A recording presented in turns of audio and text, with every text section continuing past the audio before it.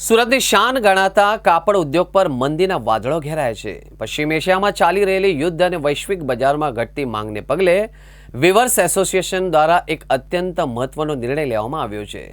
વર્ષોથી ધમધમતા 24 કલાકના production units હવે માત્ર 12 કલાક જ કાર્યરત રહેશે। આવો જાણીએ શું છે આ નિર્ણય અને તેની પાછળના મુખ્ય કારણો।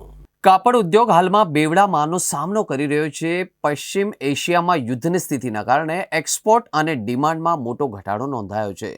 બજારમાં માંગ કરતાં ઉત્પાદન વધી જવાથી વ્યાપારીઓ પાસે સ્ટોક જમા થઈ રહ્યો છે। આ ભરાવો અટકાવવા ઉત્પાદન કાપ અનિવાર્ય બન્યો છે।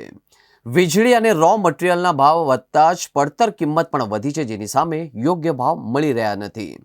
વીવર્સ એસોસિએશને સ્પષ્ટ કરી દીધું છે કે આ નિર્ણયથી કામદારોની રોજગારી પર કોઈ આંચ નહીં આવે। જો એકમો 24 કલાક ચલાવવા ઈચ્છતા હોય તો તેમને છૂટ આપવામાં આવી છે, પરંતુ મોટાભાગના સંગઠનો આ સ્વૈચ્છિક કાપમાં જોડાશે।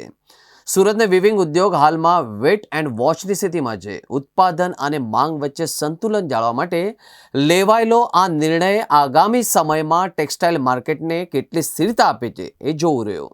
આજે ફુગવાની અને સંયુક્ત સુરત શહેરના તમામ એસોસિએશનની એક જાહેર સભા મળી હતી। તેની અંદર આશરે મોટી સંખ્યામાં વિવર્સો ઉપસ્થિત રહ્યા હતા અને એમાં એક સર્વાનુમતે નિર્ણય કરવામાં આવ્યો છે કે એક પાળી આપણે ઇન્ડસ્ટ્રીઝને ચલાવવાની છે અને અથવા તો 2 અઠવાડિયામાં 2 રજા, વીકલી 2 રજા રાખવાની છે। પણ કોઈ પણ જગ્યાએ કોઈ પણ 24 કલાક માટે જો વર્કર હોય તો એમની રોજગારીનું ધ્યાન પણ આપણે રાખવાનું છે, કારણ કે તો 24 કલાક તમે ચલાવો છો એનો પણ વિરોધ કરવાનો નથી। પણ આપણે અત્યારે યુદ્ધની પરિસ્થિતિની અંદર આપણે વેચાણ ઉપર પણ ધ્યાન આપવાનું છે અને ખરીદી ઉપર પણ ધ્યાન આપવાનું છે, જેથી કરીને ગ્લોબલી આપણા બિઝનેસને કોઈ પણ જાતનું નુકસાન ન થાય એના માટેની ખાસ આ સભાની અંદર ચર્ચાઓ થઈ છે અને સર્વાનુમતે એક સુરમાં એક જ અવાજે તમામ એસોસિએશનો સાથે મળીને આજે એક જાહેરાત કરવામાં આવી હતી કે એક પાળી ઇન્ડસ્ટ્રી બંધ રહેશે।